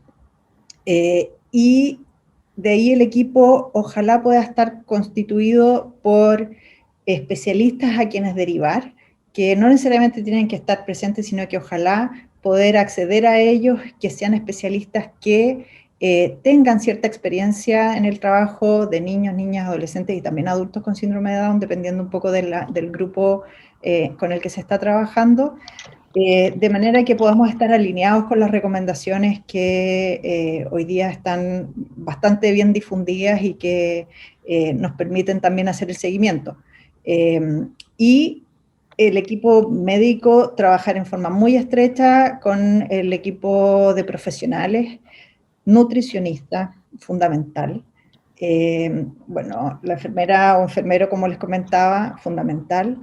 Y todo el equipo terapéutico, kinesiólogo, fonoaudiólogo, terapeuta ocupacional, que permita entonces hacer todo este acompañamiento de la persona en su ciclo vital. Y ojalá ese equipo de salud tener cierto vínculo estrecho o colaboración con el intersector del área educativa. Que como decía la Cata, todo el proceso de inclusión escolar que parte desde la etapa, desde la sala cuna, jardín infantil y colegio, y también educación superior, es fundamental poder trabajar en conjunto, de manera de que desde el área de salud podamos tener a ese niño joven o adulto lo más sano para que entonces pueda desarrollar su máximo potencial. No es fácil porque obviamente no están todos los especialistas en todas partes, pero yo creo que hay mucho de que parte por tener un líder y la intención de generar. El conocimiento están todos muy disponibles. Yo personalmente en mi formación creo que me he encontrado con profesionales tremendamente generosos del conocimiento, y creo que nunca me he encontrado con, cuando pido ayuda para generar o equipo, siempre he tenido una mano amigable que nos ha ayudado a formar, y eso también un poco lo hemos transmitido nosotros como equipo a los otros centros que han ido desarrollando sus grupos. Así que yo espero que ojalá en cada rincón de Chile pueda haber un espacio dedicado a este grupo de personas que tienen tantos cuidados tan especiales y que obviamente requieren un acompañamiento más particular.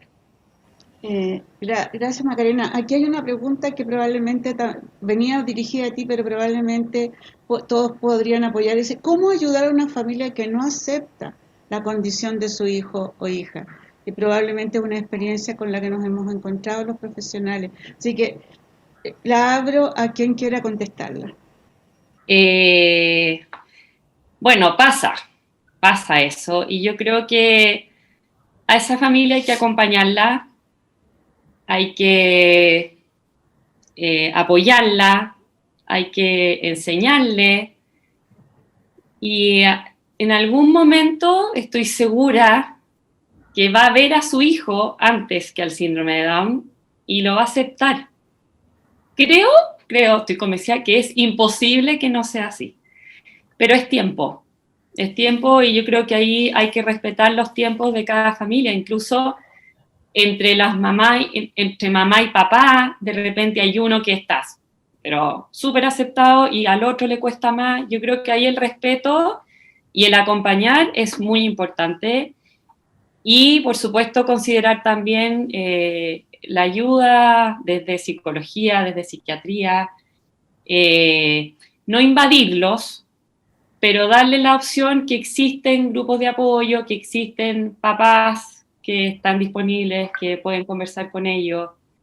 Creo que ahí el respeto, el no invadir y el mostrar lo positivo es como la clave. Y de verdad no creo que sea posible que durante toda la vida nunca lo acepte, porque no sé, me costaría creerlo. No sé si alguien más quiere agregar algo, pero creo que eso es lo más importante. Quizás complementar lo que comenta la Cata, de que el acompañamiento en salud mental es fundamental desde el momento del diagnóstico, puede ser en etapa prenatal o postnatal, y ofrecerlo, porque muchas veces las familias no se dan cuenta de que el proceso de aceptación no está ocurriendo, y a veces eso lo ve el entorno. Entonces, yo también creo que es súper importante que el equipo de salud pueda conversar en forma muy honesta con las familias del proceso de aceptación, que a veces lo dejamos de lado, no nos atrevemos a veces a planteárselo a las familias, porque precisamente creemos que se van a sentir ofendidos si uno plantea que alguna familia uno pueda estar viendo que las familias no están desarrollando el proceso de adaptación como de la forma más saludable posible. Y ahí yo creo que es importante tratar de, como dice la Cata, no juzgar, nunca juzgar ni poner una calificación respecto a lo que está viviendo esa familia, porque cada familia es totalmente distinta, sino que ofrecer el apoyo y el acompañamiento. Como dice la Cata, es un proceso muy individual de cada familia, pero lo importante es que ellos sean conscientes de qué es lo que está pasando. Mientras ellos no sean conscientes de que eso está ocurriendo, es muy difícil que se pueda canalizar el apoyo en el área de salud mental. Y lo otro importante es separar que la aceptación no tiene nada que ver con el amor o el cariño que esa familia le puede tener a su hijo o hija. Es totalmente distinto, es una aceptación de la condición que es tremendamente distinto que aceptar y querer a su hijo o hija.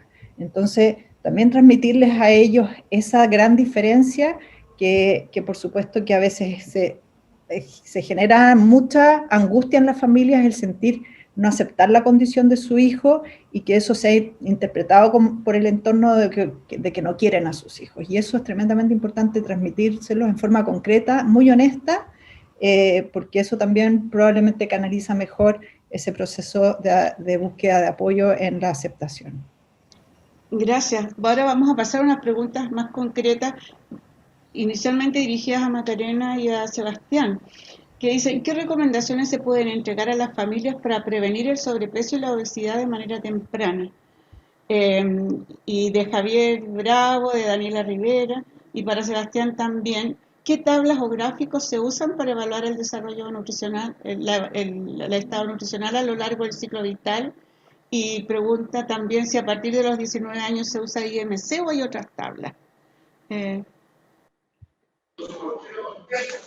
Quizás hay la Maca apelando al ciclo vital, esa Maca y tú. La Maca es la clave para que lleguen con los buenos hábitos en la adultez, o si no, es muy complejo. Gracias. Mira, lo primero yo diría que es fundamental es evaluar a los niños, niñas y adolescentes con las curvas adecuadas.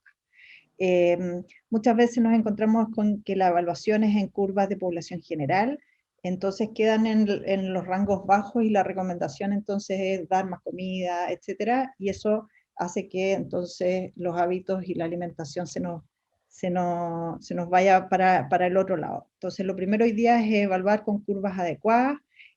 Con Loreto y con el Departamento de Ciclo Vital estamos trabajando en poder difundir esa información lo más clara posible, porque hoy día la recomendación es para peso, edad, talla, edad, usar las curvas de Semel, que son las curvas de Estados Unidos para población de niños con síndrome de Down, y para el diagnóstico nutricional usar peso, talla, de los 0 a los 5 años, de las curvas OMS de población general, y sobre los 5 años IMC edad de las OMS para población general, ¿ya? O sea, peso, edad, talla, edad, curvas de Semel especiales, y para diagnóstico nutricional, peso, talla e IMC, curvas OMS.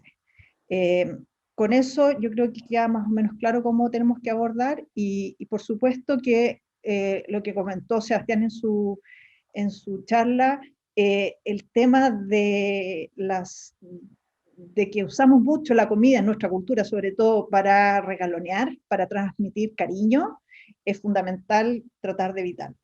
Y eso depende mucho del entorno familiar, también del ejemplo y las en el fondo, recomendaciones que usan en la familia. El estudio en nuestro grupo de niños, en el equipo nuestro, nosotros tenemos menos tasa de obesidad que la población general. Eso significa que probablemente en un programa que esté bien dirigido, súper estricto en la parte de educación nutricional, se puede lograr reducir la alta frecuencia de obesidad en este grupo. Y lo otro fundamental es el ejercicio, porque la tendencia al sedentarismo es tremendamente frecuente, y ahí en el fondo, por supuesto que hay que equilibrar ingesta y gasto, que es lo que probablemente tenemos que transmitir a las familias, de que ojalá se mantenga. Sí, yo ahí solo complementaría lo que dice la Maca, y quizás un poco separar, yo siempre trato de explicárselo así a los pacientes, el peso de la actividad física. Y claro, efectivamente lo deseable es estar con buen índice de masa corporal y además hacer actividad física. Muchas veces eso no es tan lograble. Esto es algo que nos ocurre a todos. Y la encuesta nacional de salud dice que 2/3 de nosotros tenemos sobrepeso, obesidad, y cerca del 70% somos sedentarios. Pero al menos tratar de independizarlo, y si se pueden lograr las dos cosas bien, pero al menos tratar de realizar actividad física. Y ahí yo al menos he tenido harta experiencia con dispositivos, esto desde Fitbit, reloj inteligente, celular que cuenta pasos, que es algo así súper concreto, súper específico, es decir, mira, la meta de este mes o de este trimestre va a ser estos pasos, y en general yo creo que usar herramientas tecnológicas, sobre todo con la pata de actividad física. Muchas gracias por las respuestas. Vamos a ir, hay varias preguntas para la doctora Pastene, así que las agrupamos un poco. Comentarle que también nos hacen el comentario, por ejemplo, el doctor Rodrigo Barra, que lamentablemente no todos los ginecólogos se manejan en consejería sexual de personas con síndrome de Down, que La Serena y Coquimbo, cada vez que deriva un paciente, se limitan a colocar el implanón y programar la esterilización. Además preguntan, Carola Rebolledo, siempre le preguntan si pueden o no pueden tener hijos y que no tiene clara la respuesta. Y también nos preguntan cómo fortalecer, cómo se implementó y cómo fortalecer en el fondo la atención en salud sexual y reproductiva a las personas con síndrome de Down. Eso es como para englobar un poco. Y también nos llegó una última pregunta, que ¿qué tipo de anticoncepción se utiliza? Mira, en general yo creo que las personas que quieren armar un centro de atención tienen que capacitarse un poco en cómo abordar, en cómo entregar la información y en cuáles van a ser los contenidos. O sea, yo creo que uno puede armar, o sea, si hay motivación del equipo de salud, puede ser que no sea exactamente el ginecólogo, ¿ya? Y sea la matrona, ¿te fijáis?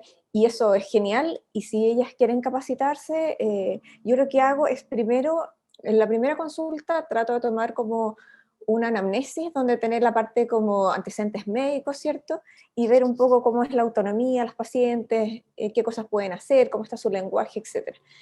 Y si veo que no es por una consulta por morbilidad propiamente tal, parto con una primera clase como de educación sexual y después nos juntamos a conversar 3 meses, le paso material para que ellos lo lean y después nos juntamos a como conversar las preguntas. Entonces, efectivamente, eso, si yo miro como cómo fue mi formación como ginecóloga obstetra, eso no estaba. O sea, es muy como toma el PAP, la mamografía y fuera. Entonces, y ahí está lo anticonceptivo. Entonces, claro, esto tiene que ser alguien que realmente quiera hacerlo y tenga la motivación de hacerlo. Y feliz de apoyarlos y mostrarles cómo se puede hacer. Pero exactamente es una conversación más que una atención ginecológica propiamente tal, cuando uno se enfoca en sexualidad. Efectivamente, la respuesta de salud por muchos años era esterilizar a los pacientes que les llegaba la menstruación, o sea, como la esterilizamos y listo. Y entonces, cuando llegan las mamás pidiendo eso, siento que llegan muy tarde. Por eso la idea es mandarlas cuando están con telarquia para poder empezar a conversar de esto que se nos viene. La esterilización lo único que hace, yo siento que es que deja la puerta abierta para el abuso. En el fondo van a seguir menstruando, van a seguir ovulando, entonces la niñita que además de síndrome de Down tiene un espectro autista y se pone agresiva por los cambios hormonales, te fijas, se va a seguir autoagrediendo. Hay otras que pierden sus clases por estar sangrando, porque no tienen buena manipulación de la higiene, entonces no trae ningún beneficio y les expone a un riesgo quirúrgico. Hoy día tenemos hormonas en el mercado, orales, inyectables, dispositivos intrauterinos medicados que nos dan un apoyo genial. Yo en general, contestando un poco la pregunta de la doctora Nagel, utilizo para manipulación del ciclo menstrual hormonas anticonceptivos orales, que tienen etinilestradiol y levonorgestrel por la seguridad que tienen y por la buena estabilización del endometrio que logran. Entonces uno puede hacer ciclos de 84 días y ahí programar una menstruación o para un fin de semana, etc. Y en las pacientes más grandes entre comillas, porque se puede poner, tengo pacientes que utilizamos medicados como Mirena por problemas de coagulación desde los 12 años, pero en general los pacientes con síndrome de Down trato de ponerlos un poquito más grandes, como los 16, 18 años, pensando en que si llegan a tener molestias, como es una intervención que muchas veces los instalamos en pabellón, está todo bien costo asociado, hay demasiado como andamiaje para retirarlo si es que fuera necesario. Y eso, claro, tiene la gracia que regula la fertilidad y el sangrado genital. No sé si ahí les contesto todo, si hay una duda extra. Estupenda la respuesta, muchas gracias. Ya vamos a ir cerrando, pero antes de terminar queríamos hacerle una última pregunta a Carmencita, y en realidad más que nada invitarla a si nos puede entregar un mensaje final, y pensando quizás en qué te gustaría a ti, cómo le explicaran al resto de los niños lo que es el síndrome de Down. ¿Qué te imaginas tú que quizás te hubiese servido de tus pares, quizás en la infancia? Y cualquier mensaje final que nos puedas entregar para ya poder cerrar. yo creo que yo puedo darle a los niños, además que los padres deberían hacer como mi mamá, para ayudarlos para poder enseñarles, para que puedan enseñar que deben, como por ejemplo, decir, a enseñar a los niños que deberían enseñar a hablar bien, estimularlo, darle enseñanza, darle como para que ellos puedan puede crecer, puede ser independiente. Entonces eso, y también tengo sobre el centro UC, me encanta ese universidad, me encanta, porque ahí yo aprendí y los demás deberían estar en el centro UC, ahí para enseñar, educar a los niños y pueden aprender como cosas independientes y tengo mi mamá me enseñó muchas cosas, así como hacer como mujer, ser señorita y eso. Muchas gracias, Carmencita. Yo creo que entonces quizás con lo que más nos podemos quedar después de esta jornada, que se hizo corta, que finalmente pensé que iba a ser, se podría haber sentido más extenso, pero se hizo corto, que ganas de poder conversar más con cada uno de ustedes, desde sus experiencias como profesionales, desde sus experiencias de vida. Ha sido una mañana sumamente emotiva. Nosotros desde el Departamento de Ciclo Vital queremos reafirmar nuestro compromiso con ver a las personas con síndrome de Down como sujetos de derecho, comprometidos con poder facilitar su desarrollo integral, con apoyar a las familias, y como bien dice Carmencita, nosotros tenemos que entregar todas las oportunidades como individuos y como sociedad para que las personas con síndrome de Down se puedan desarrollar de la mejor manera posible. De verdad, estoy profundamente agradecida por la participación de todos. Espero que nos podamos ver pronto.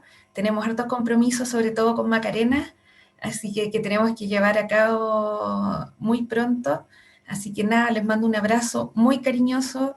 Muchísimas gracias por su excelente disposición y esperamos seguir trabajando acá en conjunto. Un abrazo.